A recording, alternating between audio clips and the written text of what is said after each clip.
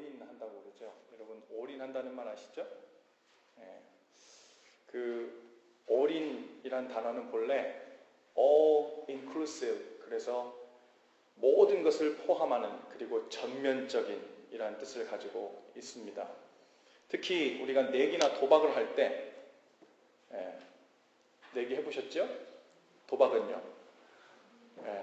다 아는데 모르는 척 하시는 것 같아요. 내기나 도박을 할 때 베팅이란 단어와 함께 많이 사용되는 용어인데, 내가 원하는 것에 돈을 얼마씩 거는 것을 우리가 베팅한다 그러죠. 그렇죠? 자신이 가진 패가 좋거나 이길 확신이 크면 베팅을 많이 합니다. 돈을 많이 걸죠. 그리고 다른 사람에게 더 좋은 패가 있을 가능성이 크거나 질 가능성이 클 경우에는 베팅을 조금 합니다. 그러다가 어느 시점에서 내가 가진 패가 월등히 좋거나 이길 가능성이 거의 확실시 될 경우에 모든 것을 다 걸 때가 있는데, 바로 그때 우리는 올인 한다고 그러죠. 제가 너무 자세히 가르쳐주고 있습니까? 그래서 올인이란 말 속에는 지금이 마지막 기회다라는 의미가 담겨 있습니다. 올인했을 때 찾아오는 결과는 확연하기 때문에 그래요.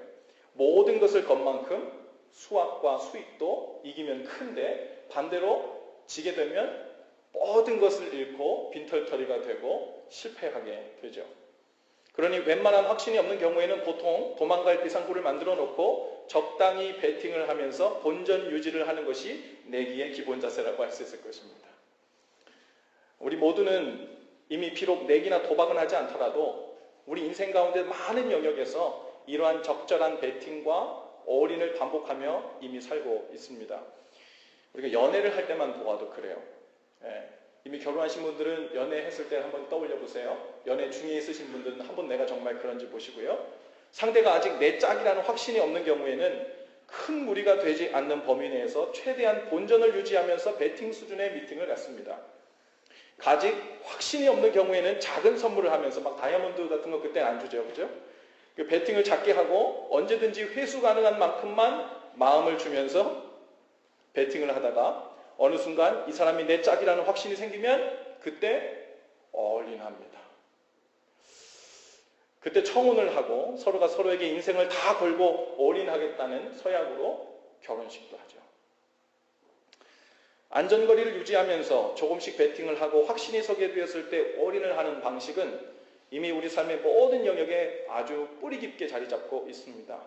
우리가 낯선 사람과 처음 관계를 디벨롭할 때도 그런 식이 되고요. 그리고 우리가 사업을 할 때라든지 무언가를 처음 시작할 때 처음부터 확신이 없고 자리가 잡혀지지 않은 상태에서 올인을 하는 경우는 별로 없지요. 그런데 문제는 사람들이 예수님을 믿고 따르는 일에도 마치 도박을 하듯이 베팅을 하려 든다는 거예요. 오늘 우리가 읽은 본문 말씀은 바로 그 이야기가 초점입니다. 오늘 본문은 두 가지 이야기로 나눠지는데요. 첫 번째는 13절부터 16절까지 어린아이들을 축복해 주신 예수님에 관한 이야기고요. 그리고 17절부터 22절까지는 재물이 많았던 한 청년에 대한 이야기입니다. 이 두 이야기는 각각의 사건만으로도 의미가 아주 크고 우리에게 주시는 그 말씀이 깊지만, 하필 연달아 벌어진 이 두 사건이 서로 대조를 이루면서 그 사이에서 우리에게 들려주시는 주님의 새로운 메시지를 우리가 발견하게 됩니다. 먼저 첫 이야기에서 사람들이 어린아이들을 데리고 예수님께 왔습니다. 정확한 표현으로는 예수님께서 만져주시기를 바라면서 아이들을 데리고 왔다고 되어 있어요. 아마도 그 부모들이 데려왔을 것입니다. 그리고 아이들도 메시아요 하나님의 아들이라고 소문난 그 예수님의 손 한 번만 잡아봤으면 그분의 얼굴을, 하나님이 어떻게 생겼는지, 하나님의 아들은 어떻게 생겼는지, 그리고 그분 앞에 내가 쓰다듬을 한번 담으면 그 느낌이 어떨지, 아마 그 기대하는 마음과 벅찬 마음으로 예수님 앞에 나왔을 것입니다. 그런데 제자들이 그 아이들을 꾸짖기 시작하는 거예요. 성경에는 구체적으로 누구를 꾸짖었는지 나오진 않아요. 문맥상으로 볼 때 그 제자들을 꾸짖은 것일 수도 있고 동시에 그 부모들도 함께 꾸짖은 것일 수도 있습니다. 아마 성경에 기록되지 않지만 이 제자들이 애들은 가 그러면서 그 아이들에게 왜 여기 왔냐고, 오지 못할 곳에 온 것처럼 어른들이 있어야 될 곳에 아이들이 왔다면서 핀잔을 주고 꾸짖었을지도 모릅니다. 제자들로서는 아직 메시아가 누구인지, 진리가 무엇인지, 하나님 나라가 무엇인지 이해도 할 수 없고 분간도 하지 못하는 아이들은 하나님 나라와 상관도 없고 적어도 아주 멀리 있는 사람들 중에 부류라고 아마 그렇게 생각했었을 것입니다. 그런데 예수님께서 그 모습을 보시고 제자들에게 화를 내시며 아이들이 예수님께 오는 것을 막지 말라고 하십니다. 그리고는 15절에 이렇게 말씀하세요. 내가 진실로 너희에게 이르노니 누구든지 하나님의 나라를 어린아이와 같이 받들지 않는 자는 결단코 그곳에 들어가지 못하리라. 홧김에 말씀하신 게 아니에요. 어린아이들 좀 일로 오게 해.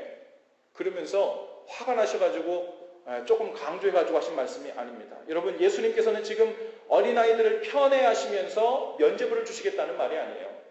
그렇다고 아이들이 어떤 선한 일을 행했기 때문에 칭찬하시는 것도 아니고 아이들은 무조건 하나님 나라에 합당한 사람들이라고 말씀하시는 것도 아닙니다.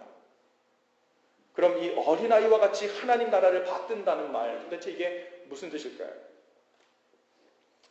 하나님 나라에 올인하는 마음을 말씀하시는 줄로 믿습니다. 예수님께 올인하는 마음이에요. 아이들이 다른 것에 있어서는 어른들보다 지혜롭지 못하고 힘도 약할지 모르지만 한 가지 어른들보다 잘하는 것이 있어요. 어른들은 애써서 따라하려고 그래도 너무 많은 걸 알아서 너무 많은 염려가 이미 그 속에 있어서 잘 따라하지 못하는 것이 있어요. 그것은 무엇이냐면 단순하고 순수하게 마음을 다해 올인해서 예수님을 기대하고 따르는 일, 그것은 아이들만큼 순수하고 단순하게 열정적으로 하지 못합니다. 눈에 더 좋은 것이 보이면 다른 것은 눈에 들어오지 않는 것이에요. 당시에 자기 마을에 오신 예수님을 환호하며 몰려든 아이들 중에는 어쩌면 놀다 온 친구들이 좀 있었을 거예요. 딱지치기 하다가 딱지를 바닥에 버려두고 쫓아온 아이들, 공기놀이를 하다가 공기를 땅바닥에 버려두고 온 아이들. 여러분, 딱지가 이게 보통 재산이 아니고 공기가 보통 재산이 아니죠. 저도 어렸을 때 딱지치기 많이 해봐서 아는데 가보예요, 가보. 나중에 평생 이것을 가지고 있을 것처럼 구슬치기를 하다가 이 구슬을 평생 가지고 있을 처럼 그 어린 때의 시각에는 이것보다 더 소중한 게 없는 거예요, 지금. 그런데 그 아이들이 때로는 숨바꼭질을 하다가 자기가 술래인 것도 잊고 쫓아온 아이, 점심 먹는 것도 잊고 주님 앞에 쫓아온 아이, 다양한 아이들이 주님 앞에 나왔을 거예요. 하나님의 아들을 보겠다는 생각에 다른 모든 것을 뒤로하고 혹은 잊어버리고 온 거예요. 아이들 나름대로는 자신들도 모르는 사이 예수님께 그 순간만큼은 올인하고 있는 거예요. 얼마 전 묵상글에 제가 썼었는데요. 우리 아이들 저금통에 들어있던 동전들을 모아 은행에 저금을 하려고 우리 유한이 시완이와 함께 은행에 갔던 기억이 있습니다. 나름대로 오랫동안 모아온 동전이 꽤 많았기 때문에 아이들도 신이 나서는 은행 창구에 매달려서 동전 세는 기계를 바라보고 있었어요. 사실 아이들은 이게 얼마라고 얘기해도 잘 감이 안 와요. 그런데 이만큼 가져왔다는 거죠. 그리고 탁탁탁탁탁 하고 이게 동전이 세워지는 게 너무 기분 좋은 거예요. 그게 얼마가 됐든 얼마야? 그러면 이제 놀랄 준비를 하고 있는 거예요. 그런데 그 창구에서 동전이 세워지는 소리를 듣고 있다가 그 창구에 있던 직원이 한 이 정도 길이 되는 그 끝에 별이 달려있는 별사탕, 막대사탕을 2개를 가져와서는 유한이와 시안에게 하나씩 딱 줬어요. 그런데 아이들은 곧 그 사탕을 받자마자 자기들이 왜 은행 창구 앞에 서 있는지를 잊었어요. 그리고서는 별 막대사탕에 올인하기 시작했어요. 아이들이 별 막대사탕에 올인하고 있을 때 아이들 마음에 자기들이 가져온 돈은 안중에도 없습니다. 이게 어찌됐든 상관없어요. 지금 이 별사탕 이거에 집중하고 올인하는 거예요. 아이들은 아주 자동이에요. 올인하라고 말하지 않아도 좋은 것이 눈앞에 정말 보이면 모든 것을 다 잊고 거기에만 집중하거든요. 그 올인하는 능력에는 따라올 적 없죠.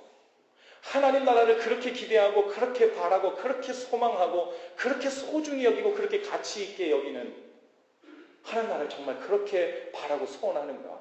그렇게 하나님 나라를 받들고 있는가? 오늘 그것에 관해서 예수님께서 말씀하시는 줄로 믿습니다. 예수님이 이렇게 어린아이들처럼 하나님 나라를 올인하여 기대하고 기뻐하고 삶의 중심에 두고 살려는 마음이 없는 사람은 결단코 천국에 들어가지 못한다라고 말씀하고 계신 것입니다. 예수님은 아이들이 비록 하나님 나라에 대한 이해도 분명치 않고 메시아 신학도 알지 못하지만 예수님과 하나님 나라를 전심으로 기대하고 바라는 그 올인하는 마음을 믿음으로 여기시고 의로 여기신 줄로 믿습니다. 그래서 16절에 아이들을 안고 그들 앞에 와서요. 그 아이들이 예수님 앞에 와서 영접 기도를 한 것도 아니에요. 신앙 고백을 한 것도 아니에요. 죄 고백을 한 것도 아니에요. 그런데 아이들 오는 것을 막지 마라. 그리고서는 아이들을 안고서는 안수하시고 축복 기도를 해주셨다. 그렇게 기록되어 있죠. 이어지는 두 번째 이야기는 완전히 정반대되는 케이스입니다. 예수님께서 아이들을 축복하시고 그 길에서 막 나오시려고 하는데 한 사람이 부자라고 기록되어 있는 한 사람이 예수님 앞에 와서 꿇어 엎드립니다. 다른 성경 본문에도 이와 똑같은 본문이 여러 군데 등장하는데 그 본문에서는 이 사람은 부자였고 젊은 청년이었다고 기록되어 있어요. 이 청년은 이전에 등장한 어린 아이들과는 차원이 다를 정도로 수준이 높고 아는 것이 많고 하나님 나라에 대한 열정도 있었어요. 영생에 관해서 나름대로 알고 싶은 그 열정도 있었고 배울 준비가 되어 있는 사람이었습니다. 오랫동안 영생을 어떻게 얻을 수 있을까를 개인적으로 고민해온 모습이 여실히 보였습니다. 십계명도 어려서부터 열심히 지켜온 사람이었어요. 그리고 무작정 예수님께 매달리던 아이들과는 달리 예수님을 선한 선생님이여 라고 알아보고 호칭하면서 점잖게 존중해 드리기도 했습니다. 말하자면 이 부자 청년은 어려서부터 영생 얻는 일, 즉 구원을 받아 천국에 가는 일을 나름대로 삶의 비중 있는 문제로 여기면서 배팅을 하면서 살아온 사람이에요. 때로는 많게, 때로는 적게, 여력이 되는 대로 되도록 많이, 가능한 범위 내에서 율법도 잘 지키려고 애써 왔고 시간이 날 때마다 틈틈이 영생에 관해서 생각도 많이 해온 사람이었습니다. 오늘날로 생각하면 주일 예배도 헌금도 봉사도 평균 수준 이상으로는 해오던 사람이었다고 볼 수 있어요. 율법을 지키는 노력으로 영생하는 것에 배팅을 해왔고 선한 일을 하는 것을 통해 영생에 배팅을 해왔고 시간이 날 때마다 존경받는 랍비들을 찾아다니면서 영생에 관해 묻기도 했을 것입니다. 자기 인생에서 이 영생의 문제를 두고 상당한 시간과 열심을 들여 배팅해오고 있던 청년이었음을 우리가 알 수 있죠. 때로는 그가 가진 열심의 50%를 할애하기도 했었을 것입니다. 때로는 그가 가진 관심의 90%를 할애했을 수도 있어요. 하지만 여전히 변하지 않는 사실이 하나 있었는데 그것이 50%든 90%든 99%든 상관없이 그것은 어디까지나 구원의 가능성, 즉 영생을 얻을 수 있는 가능성을 높이기 위한 배팅이었을 뿐 자신의 재물을 포기하고서라도 올인할 정도로 그에게 첫 번째 가장 중요한 문제는 못 되었다는 거예요. 그래서 예수님은 부자 청년에게 이렇게 말합니다. 21절이에요. 내가 아직도 한 가지 부족한 것이 있으니 가서 내게 있는 것을 다 팔아 가난한 자들에게 주라. 그리하면 하늘에서 보화가 내게 있으리라. 그리고 와서 나를 따르라. 이 말을 들은 부자 청년은 재물이 많았기 때문에 슬픈 표정을 짓고 돌아갔다고 기록되어 있어요. 예수님께서 보시기에 이 청년이 재물이라는 것에 걸려서 그 모든 열심에도 불구하고 믿음에 올인하지 못하고 있다는 것을 아셨습니다. 예수님이 지금 이 부자 청년이 나를 따르려면, 제자가 되려면, 영생에 가서 알려면 소유하고 있는 것이 아무것도 없어야 된다, 무소유해야 된다라는 조건을 내거는 게 아니에요. 가난한 자들에게 무조건 소유를 다 나눠줘야만 한다는 그런 조건을 내거는 것도 아니에요. 지금 이 청년은 예수님께 올인하기 위해서 이 청년이 해당해서 걸림돌로 삼고 있는 것이 바로 그 재물이었다는 거예요. 그래서 예수님은 그 청년에게 재물을 처분할 것을 명하시면서 가능성만 높이는 삶이 아니라 예수님께 삶을 송두리째 맡길 수 있는 올인하는 삶을, 올인하는 믿음을 선택하겠냐고 지금 도전하시는 거예요. 어제 캄보디아에서 선교하고 있는 한 선교사님 자매로부터 이메일을 받았는데요. 저도 처음 이메일을 받았는데 그분으로부터 한 약 1년 전에 우리 교회에 한번 방문하셨었대요. 그랬다가 주일 예배를 한번 드리고 선교사로 캄보디아로 나가시게 됐는데 그때 오셨다가 방문 기록카드에 이름이랑 이메일 주소를 써가지고 저희가 이제 말씀 동행 리스트, 메일링 리스트에 올려서 1년 동안 계속 받아왔다는 거예요. 그래서 너무 감사하다고 말씀하시면서 죄송하지만 자기 어머니, 아버지, 여동생 함께 결혼할 그 남자친구, 친한 친구 해가지고 리스트를 쭉 보내셨더라고요. 이 사람들도 좀 애드해서 같이 보내줄 수 있냐고. 그러면서 제가 가능하시면 저에게 하나님께서 이렇게서 연결해 주셨으니까 우리로 하여금 기독해 하시는 것이 있을 줄 모르니까 여러분 그 자매에게 혹시 기도 제목이 있으면 기도 편지가 있으면 좀 함께 보내달라 그랬어요. 그랬더니 장문의 편지를 보내주셨는데 그 편지의 한 대목을 여러분과 좀 함께 쉐어해드리고 싶습니다. 그분께서 중간에 한 패러그래프 이렇게 쓰셨어요. 지난달 성탄주일 저녁에 있었던 성탄맞이 이웃 초청잔치에 하나님의 크신 은혜가 있었습니다. 처음 설교를 맡게 된 그날 오후 준비를 하고 오토바이를 타고 다시 교회로 향하는 길에 가방을 통째로 잃어버렸습니다. 그 안에는 저녁에 할 설교안, 악보들, 휴대폰, 태블릿 PC, 지갑, 신분증들, 돈, 중요한 것들이 다 들어있었습니다. 처음에는 그 가방을 잃어버렸다는 것이 믿겨지지도 않고 마음이 정리가 되지 않아서 눈물도 안 나고 찾게 해달라고 기도만 했습니다. 그런데 점점 현실로 받아들여지고 시작할 시간이 가까워오자 이 마음 상태로는 설교도 반주도 워십 댄스도 안 될 것 같았습니다. 다행히 1시간 정도 여유가 있어서 차분히 앉아서 기도했습니다. 기도 중에 알게 모르게 내가 하나님 외에 의지했던 모든 것들을 주님이 잃어버리도록 허락하셨다는 생각이 들었습니다. 그러자 내 안에 이해할 수 없는 말도 안 되는 기쁨이 샘솟았습니다. 솔직히 잃어버린 것들이 아까웠지만 그래도 가장 중요한 하나님께서 나를 질투하도록 사랑하신다는 그 사실이 저를 너무나 기쁘고 행복하게 만들었습니다. 그래서 다시 설교를 준비하고 온전히 하나님만을 의지해서 기쁨으로 그날 온 아직 믿지 않는 이웃들을 맞을 수 있었습니다. 늘 새롭게 하시는 주님께 감사와 찬양을 드립니다. 우리도 속상할 때가 있죠. 절망에 빠질 때가 있죠. 앞이 깜깜해질 때가 있죠. 참 신기한 일이죠. 금방 그 일을 당했을 때는 마치 큰일 나서 모든 것이 다 마비되고 돌아가지 않을 것 같고 일을 어떻게 해야 되나, 한국에 돌아가야 되나 말아야 되나, 이 사역을 어떻게 진행할 수 있을까, 이 신분 문제를 어떻게 할까, 별별 생각이 걱정, 근심이 찾아왔을 텐데 그 짧은 시간 하나님 앞에 기도하고 잠잠히 나갔을 때 주님께서 주시는 그 마음으로 완전히 또 다른 마음이 되어서 기쁨과 감사로 하나님께 예배하고 주님의 사역을 감당할 수 있게 되는 일.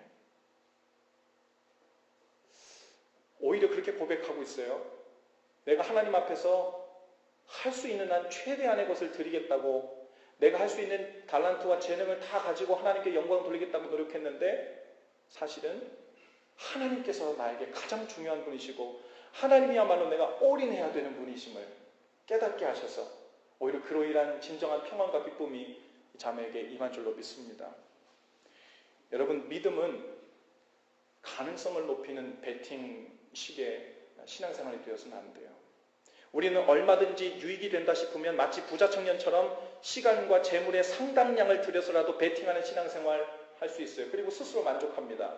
그리고 이렇게 생각해요. 내가 이 정도 시간과 이 정도 돈과 마음을 들여서 베팅을 했으면 천국의 한 중앙자리는 아니더라도 중간쯤, 아니 가장자리라도 하나 마련되지 않았을까. 그러나 그렇지 않습니다. 99%의 믿음은 1%의 믿음과 같은 불신앙입니다. 그것은 믿음이 아니라 더 나은 패를 손에 쥐고자, 손에 얻고자 저울질을 하는 다른 표현일 뿐입니다. 그것을 믿음으로 착각해서는 안 돼요.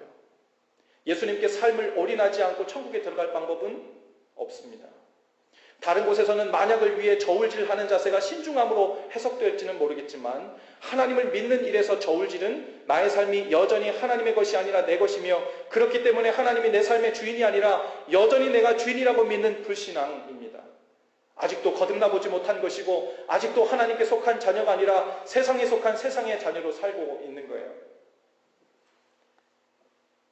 우리 감리교회를 창시한 존 웨슬리 목사님의 설교집에 보면 아주 두꺼운 설교집이 여러 권 있는데요. 아주 오래전에 읽은 그 설교집 제목 중에 99% Christian이라는 설교집의 제목이 있었어요.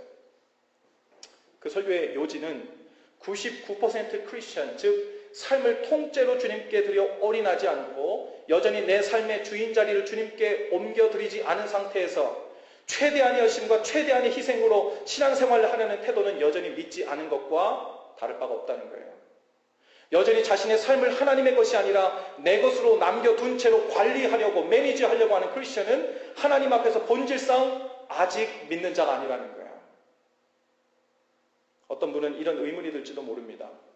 아니, 돌다리도 두들겨보고 건너겠다는 이 신중함이 뭐 잘못됐나요? 신앙의 초기에는 예수님께 제 마음의 10% 혹은 30% 정도만 베팅하면서 신앙생활을 하다가 정말 믿음을 확신한 때가 오면 그때 올인하면 될 거 아닙니까? 그러나 그렇지 않아요. 그런 식으로 도망갈 자리를 봐두면서 저울질하는 신앙은 그것이 1%든 99%든 마찬가지로 불신앙입니다. 믿는다는 것은 예수님을 내 삶의 주인으로 믿는다는 거고 예수님을 나를 죄와 사망에서 구원하신 구원자로 믿는다는 거예요. 만일 예수님께서 내 삶의 주인이실 가능성이 30% 정도 될 것이라고 믿는다면 여러분 그것은 예수님을 주인으로 믿는 것입니까? 안 믿는 것입니까? 아니지요. 만일 예수님을 나를 죄와 사망에서 구원하신 구원자일 것이라고 99% 믿는다면 그건 믿는 겁니까? 아닙니까? 아닙니다. 예수님을 나의 구원자로 주인으로 믿느냐 안 믿느냐는 예스와 노예요. 30%, 60%, 99% 그것은 1%와 똑같은 거예요. 여러분, 믿음이 성장한다는 것은 예수님을 내 삶의 주인과 구원자로 내 삶의 중앙에 모셔드리는 일이 맞춰진 다음에 거기서부터 거듭남이 시작되고 믿음의 삶이 점점 깊어지는 것입니다. 예수님께서 내 삶의 주인이시고 내 삶 전체를 좌지우지하시는 분으로 믿지 않고 있다면 죄송하지만 우리는 아직 거듭난 자로서의 삶, 하나님의 자녀로서의 삶을 아직 한 걸음도 떼지 못하는 것입니다. 성경은 제자들이 예수님을 따르기 시작할 때 공동된 기록을 하고 있습니다. 예수님께서 나를 쫓으라 하고 명하셨을 때 많은 제자들이 공통적으로 모든 것을 버려두고 예수를 쫓았다라고 이렇게 기록되어 있어요. 그물을 버려두고 쫓았다는 말은 자신의 생계를 책임지는 그 직업도 내려놓을 만큼 예수님께 올인했다는 말입니다. 세금을 거두던 자리를 떠나 예수님을 쫓았습니다. 때로는 명예나 가족도 버려두고 예수님을 쫓게 하셨습니다. 예수님은 그 예수님께 여러분은 올인하셨습니까? 직장을 그만두고 신학교에 가라는 말이 아닙니다. 가족을 떠나라는 말도 아닙니다. 여러분의 삶의 모든 영역에서 예수님께 올인된 자로서 성령님의 인도하심을 따라 살고 있느냐 그 말입니다. 삶의 모든 영역에서 주님께 올인된 증거가 있느냐 그 말입니다. 영생과 구원 그리고 하나님 나라 주님의 뜻이 우리 삶의 모든 영역에서 항상 영순위로 우선순위가 되어지고 있는 증거가 있는가 바로 그 말입니다. 여러분의 시간이 하나님께 올인되어 있다는 증거는 무엇입니까?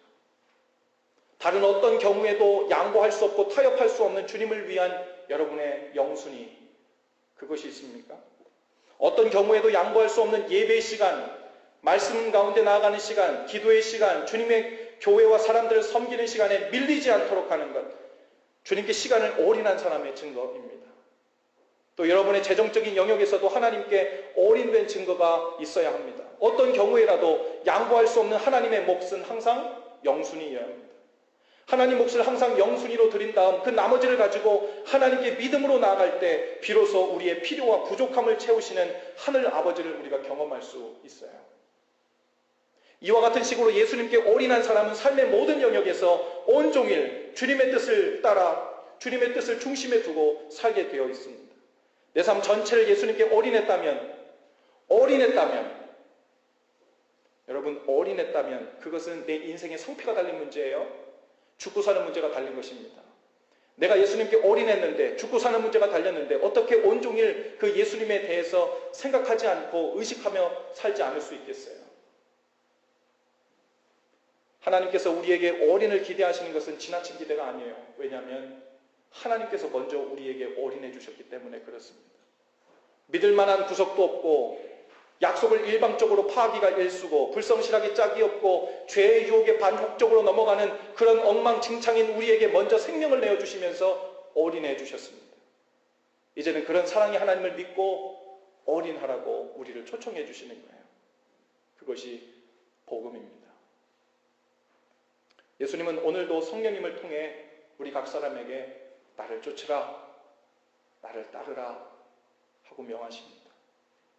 그리고 그때마다 우리는 어느 정도 안전거리를 유지한 채로 내 삶의 일부를 베팅하고 싶든지 혹은 이전보다 조금 더 많은 포션을 배팅했다는 것으로 안위를 삼고 위안을 삼으면서 주님께 나아가고 싶은 유혹에 직면하게 될 것입니다.